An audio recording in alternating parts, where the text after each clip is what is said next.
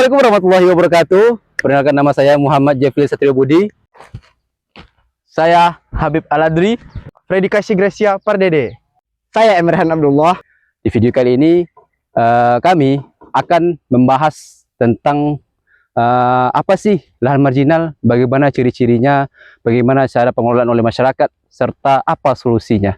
Nah, lahan marginal merupakan lahan yang memiliki produktivitas dan kesuburan yang sangat rendah, diakibatkan oleh faktor pembatas seperti topografi yang miring, dan juga terjadinya erosi. Dan juga ada faktor kimia seperti pH yang asam, kadar usara yang sedikit, dan juga dari faktor biologis seperti drainase yang kurang bagus.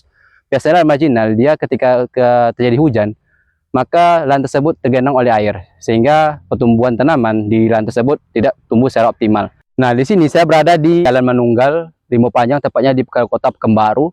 Nah, di Jalan Manunggal ini rata-rata masyarakat memiliki lahan marginal, yaitu dengan berjenis gambut. Dan juga di daerah Rimau Panjang atau Provinsi Riau ini dikenal memiliki lahan gambut yang sangat luas.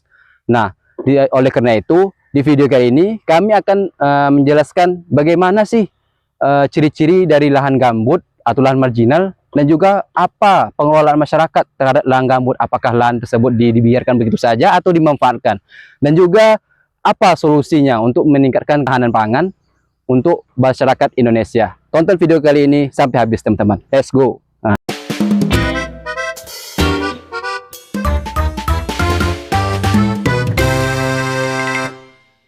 Lahan marginal ini sulit digunakan oleh petani karena tanah yang kurang bagus dan harus penuh dengan effort untuk memperbaiki tanah yang seperti ini. Adapun ciri-ciri dari tanah marginal ini bisa yang kita lihat. Ayo teman-teman, di sini kita sudah melihat tanah ciri-ciri dari tanah marginal ini, yang mana topografi yang miring dan seringkali terjadinya tergenang air karena drainase yang kurang bagus. Juga kandungan unsur hara yang terbatas dari lahan marginal ini dan bahan organik yang rendah, yang mengakibatkan terikat daya air yang rendah juga. Biasanya di lahan marginal ini biasanya pada lahan gambut yang memiliki pH yang asam, yang terdapat di sini ada tanaman teki-teki seperti lalang, dan ada juga pakis-pakis, di mana di sini yang bertanda tanah ini memiliki pH yang asam.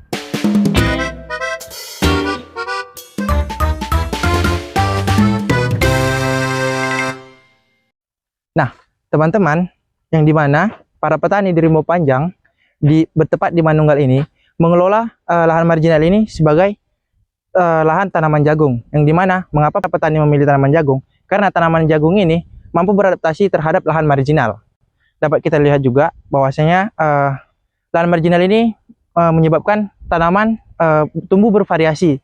Dan yang mana kita lihat pertumbuhan dari tanaman variasi dikarenakan distribusi hara yang tanah mendistribusikan hara tidak merata. Dan dapat kita lihat juga pada perkembangan tongkol tanaman jagung ini dikarenakan ketersediaan air dan hara yang terbatas oleh tanah, sehingga tongkol dari tanaman jagung ini mengecil. Dan kita lihat juga dari daun tanaman jagung ini, menguning dikarenakan pH tanah yang asam. Begitulah teman-teman, para petani di Manunggal ini mengelola lahan marginalnya menjadi lahan perkebunan tanaman jagung.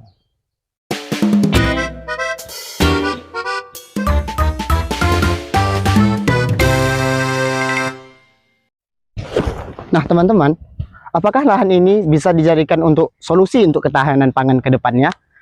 Nah, bisa teman-teman.